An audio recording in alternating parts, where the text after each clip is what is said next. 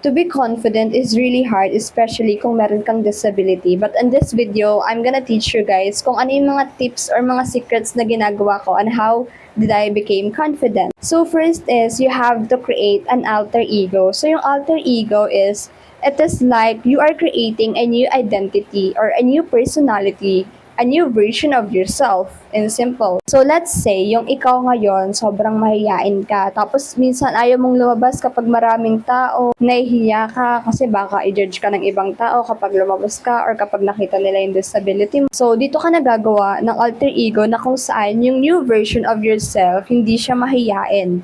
Friendly siya, and super confident talaga niya na tipong kaya niyang maglakad kahit mag-isa sa gitna ng maraming tao. Guys, I've been doing this for almost a year and I'm telling you, it was so effective. Sobrang laki talaga ng natulong nun para ma-nurture ko and ma-enhance or ma-develop ko at ma-improve yung confidence, yung level ng confidence na meron ako ngayon. So, sa mga followers ko dyan, for sure alam nyo na meron akong duck-like posture, and ganun din kapag naglalakad ako, naka-letter C yung likod. So, I know that for some people, they find my walk disgusting. Pero alam nyo ba, every time nalalabas ako at maglalakad ako, siniset ko na yung mind ko. And it's like, nilalabas ko na yung alter ego ko, which is, I don't see myself or I don't feel na kakaiba yung lakad ko. Kapag lalabas ako na naglalakad, lalo na sa maraming tao, ang iniisip ko lang is, I am a model.